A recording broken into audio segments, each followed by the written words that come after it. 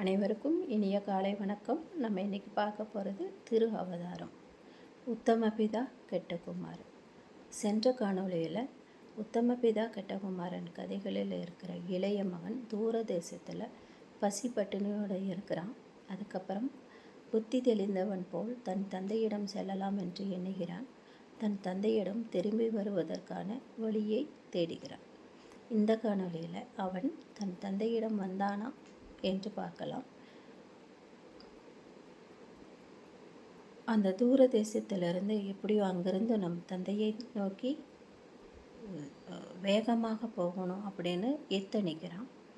தப்பு வேணோ தீங்கின்றி இங்கிருந்தே தாமதம் செய்யாமல் எழுந்தே ஓடிவிடுவேனோ அப்படின்னு சொல்கிறான். அப்படின்னு என்ன, இன்னியும் சிறிதும் தாமதித்தால் நான் இறந்து விடுவேன் அப்படின்னு அவனுக்கு தோணுது. அதனால் தன் தந்தையிடம் அடைக்கலமாகிடலாம் அப்படின்னு போகிறான். அந்த ஊருக்கு அப்படியே எழுந்த அவன் அங்கிருந்தே செல்கிறான்.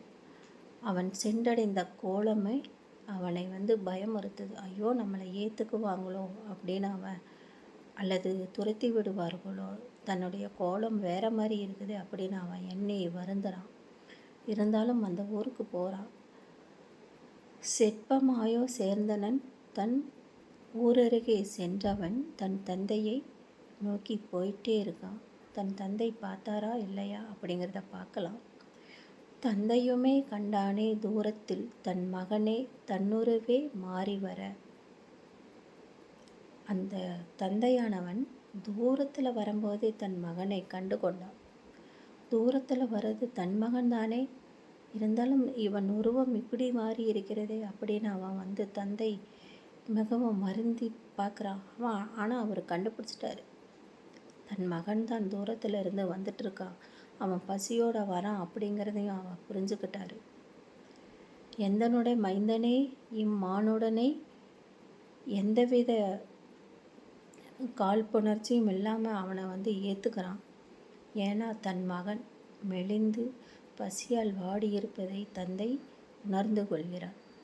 எந்த சிந்தனையும் இல்லாமல் போய் தன் இளைய மகனை கட்டி அணைத்து முத்தம் செய்து அவனை வரவேற்கிறான். அந்த மகன் அப்பொழுதுதான் அவனுக்கு வெக்கமாக இருக்குது, பயமாக இருக்குது. துரத்தி விட்டுருவாங்களோ, அடித்து போடுவாங்களோ, உணவு தரமாட்டாங்களோ, வேலை தருவாங்களோ இல்லையோ அப்படின்னு அவன் வருந்துறான். ஏன்னா எல்லாத்தையும் அந்த சொத்தை பிடுங்கி கொண்டு போகும் பொழுது அவன் கொக்கரிச்சிட்டு போனான். எகத்தாளமாக இருந்துச்சு அவனுக்கு மற்றவங்களை பார்க்கும்போது, என்னிடம் மட்டும்தான் சொத்துக்கள் இருக்குது அப்படின்னு. ஆனால் அந்த தந்தை அவரோட செயல் தான் ரொம்ப அழகானதாக இருக்குது. என்ன அப்படின்னா, தன் மகனை தூரத்தில் கண்டதே உருவம் மாறி இருக்கிறான் அப்படிங்கிறது கூட அவனுக்கு இல்லை. பசியால் இருக்கிறானே, இவ்வளோன்னு அவன் நல்லா சாப்பிடுவானே, நம்மக்கிட்ட இத்தனை பேர் வேலை செய்கிறாங்களே, நிம்மதியாக சாப்பிட்றாங்களே, இவன் சாப்பிட்டு பல நாள் இருக்கும் போல என்று எண்ணி அவன் ரொம்ப வருத்தம் அடைகிறான்.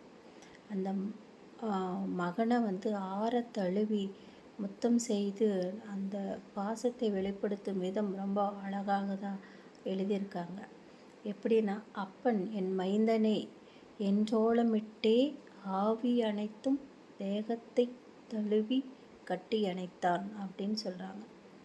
அந்த அப்பாவை தேகம் நடுங்க இருக்கும் பொழுது அந்த தந்தை ஓலமிட்டு சத்தமிட்டு வளரா, என் மகன் என்னிடம் சேர்ந்துட்டான், வேறு எனக்கு எதுவுமே வேண்டாம் அப்பா, இக்கோலமுமே என்னை அறியாமல் என்னிடம் வந்ததே அப்படின்னு அவன் சொல்கிறான். அப்பா, நான் இந்த கோலத்தில் இருக்கிறேன், நீங்கள் என்னை ஏற்றுக்குவீங்களோ இல்லையோ, நான் ரொம்ப மனம் வருந்தி இருக்கிறேன், ஆனாலும் எனக்கு பசிக்குது அப்படிங்கிற அந்த வார்த்தையை வெளிவிடாமல் அவன் அந்த பசியை சொல்கிறான்.